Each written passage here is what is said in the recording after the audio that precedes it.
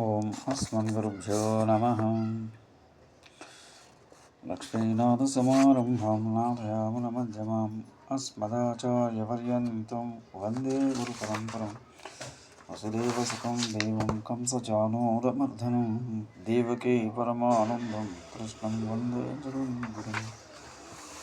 కర్కటే పూర్వపాల్గం తులసీ కార్ణోద్భవాం పాండే విశ్వాంబరాం గోదాం వందే శ్రీరంగనాయకం. కృపావై ధర్మాస్మృతం. ఒకటో రోజు పారాయణం భాగవతం. మార్గదిత్యంగల్ మது நிறைந்த நன்னாளால் நீராது போதுமினோல் சீர்மல்கு மாயப்பாடு செல்வல் சிறுமீர் கூர்வேல் குழந்தனன் நந்தகோபன் குமரன் வீராரந்த கண் யசோதை இளம் செங்கம் கார்மேன் செங்கன் கதிரிமதி எம்பேல் முகத்தும் நாராயணனே நமக்கு பறை தருவாம் పారోలు పగడపడందేలోరంభావై. ఈ మొదటి పాసములో గోదామాత అనుకూలమైన మార్గశీర్ష మాసాన్ని, పున్నమి చంద్రులతో కూడిన పరమ పవిత్రమైన కాలాన్ని తనకు లభించిన అనుకూలమైన కాలంగా, ఈ వ్రతానికి సరైన కాలంగా పొగుడుతున్నారు.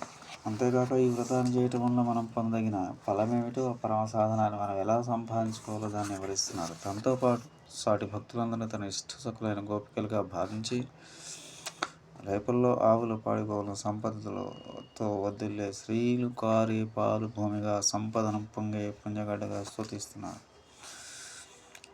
ఈ మార్గశీర్ష మాసం పున్నమి చంద్రునితో కూడిన మంచి రోజు ఎంతో అందంగా వెలిగిపోతుంది కదా. వసుకులారా, పాలికలారా, సంపద లేకపోతే ఈ రేపల్లిలో ఐశ్వర్యంతో నిండిన గోకులం మన బుజ్జి కృష్ణయ్యకు ఏ విధమైన ఆపద రాకుండా చిన్న పురుగు దూరిన శిక్షించేలాగా సులాయుధాలు ధరించి నందగోప మహారాజు కావలి కాస్తున్నాం. ఈ రేపల్లికి మార్గశీర్ష స్నానం ముందు చేసే యాత్ర చేద్దాం రండి, ముందు నడవండి. అందాలకే చంపకు వేరే మెరిసే కనులతో చారుడేసి సింహం పిల్ల వంటి విజయనారాయణుడే ఆ నీలమేఘ శ్యాముడు మనందరికీ ప్రభువు, ఆయన తప్ప మనకు వేరొక ప్రార్థించమని చెప్పి తన దివ్యముఖ మండలంలో ప్రకాశించే సూర్యచంద్రులే నేత్రముగా వెలిగే పరమాత్మావుడు అందగోపతి సోదరు ఎర్రని తామర పుష్పంలో వంటి విశాల నేత్రముకల అందగాడు.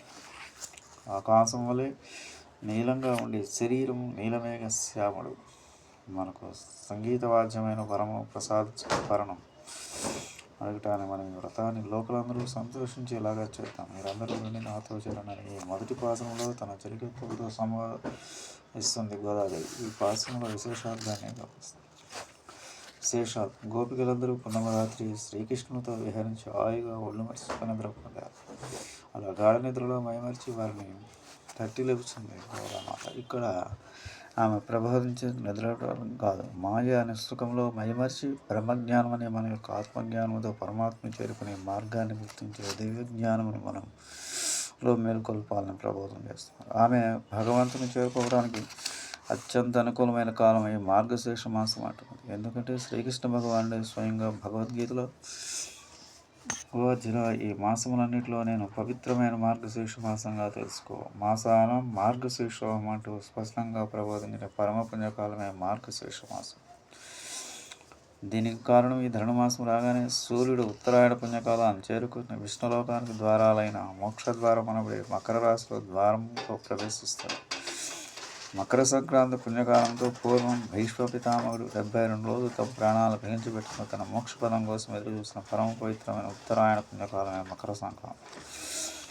మకర కుండలధారి అయిన విష్ణుమూర్తి నక్షత్రంగా, విష్ణు నక్షత్రంగా చెప్పిన శ్రవణంలో ప్రకాశించు తద్విష్ణోహ పరమం పదం. ఇదే విష్ణుదేవుని పరంపదం. నిత్యం ముక్త స్థితిలో ఉండే సప్త ఋషులు దివ్యసూర్య పురుషులు నిత్యం దర్శిస్తూ ఉండే సదా పశ్యంతి నారాయణ పరమం పదం. జీవుల నాటి పవిత్ర కాలాన్ని చేసే ధనుమాసమే మార్గశీర్ష మాసం. దీనికి తోడు భగవానుడైన శ్రీకృష్ణ ప్రభు చెప్పినట్లు మరణించిన జీవులు ఉత్తమగతి పోయే శుక్లపక్ష మార్గం నరకం, యమలకు పితృదేవతలు ఉండే ప్రేతరులు చేరే దక్షిణాయముల బహుళపక్షం, పునర్జన్మకాలం అంటూ దేవపితృయాగాలను రెండూ వివరించారు. అన్నట్టు శుక్లపక్షాన్ని సూచించే మార్గశీర్ష శుక్లపక్షంలో నిండు చంద్రుడు మరి పిరయందు అనగా మార్గశీర్ష పూర్ణిమ కలిసి వచ్చిన పుణ్యదినం అంటున్నారు అంటారు. అనగా తాత్పర్యం అనాదిగా ఈ మార్గశిర శుక్ల పూర్ణిమ నాడు యోగనాథులు మోక్ష మార్గాన్ని ప్రసాదించిన ఆది గురువు అయిన దత్తాత్రేయం జయంతిగా ప్రసిద్ధమైన దత్త జయంతి రోజు కూడా ఈ మార్గశీర్ష పూర్ణం. ఈనాడు వ్రతం మొదలుపెట్టడం నుండి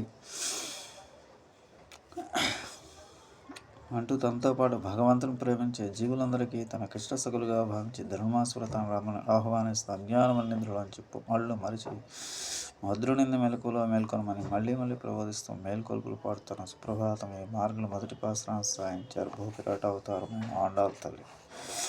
అంతేకాక నందగోపుడైన శ్రీకృష్ణుడు కేవలం అందంగా ఉండే మానవుడే అనుకుంటారు. కేవలం మనకు ప్రియుడు మాత్రమే కాదు, ఈయన సాక్షాత్ శ్రీమన్నారాయణ అంటూ మదయంవేల్ మగత్వాన్ సూర్యచంద్రుడు వెలిగే కనుల స్వామి అంటే శశి సూర్య నేత్రమని భగవద్గీతలో వర్ణించిన విరాట్ పురుషుడు వేల కొలది పాదములు భూమి ఆకాశములందరికీ వ్యాపించిన శ్రీమన్నారాయణుడు పరమపురుషుడైనట్టు నారాయణనే నమక్కే మనవాడి మన నారాయణ మన శరీర తాపాలను విరహాలు పోగొట్టి కార్మేనిలంగా మెరిగే శరీరము చల్లని కొనగా మనకి మణిగితే చల్లగా ఆయనిచ్చే తాపం తీర్చే నీలమేఘశ్యాముడు అంటున్నారు.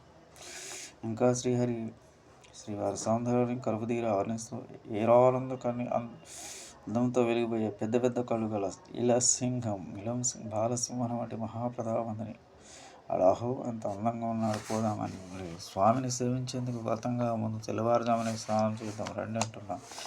తోటి చిలగత్తును సంబోధిస్తూ పూర్వం కూడా శ్రీమద్ భాగవతంలో వ్యాస మహర్షి బృందావనంలో గోపికలు చల్లని ఎదుర్చి కూడా తామర పుష్పంలో వికసించిన చెరువులో అందాలకున్నది కాత్యాయన వ్రతంలో శ్రీకృష్ణ పరమాత్మ వరించి భర్తగా పొందడం కోసం నోము బట్టి స్నానాలు చేశారట. వ్రతం పూర్తి కాకముందే నోము పాలించినట్టు శ్రీకృష్ణ ప్రభు ఆ కొలను ఒడ్డునే చిటారు కొమ్మనికి చిలుకలా కూర్చొని ఎంచక్క వాళ్ళ చీరను అపహరించేశారు. ఇంకేం ఆడుపోయిన తిందాం ఎదురైనట్టు గోపికలు అయినా ఒక్కసారిగా ఒప్పేసుకుంటే మహామాటం కదా.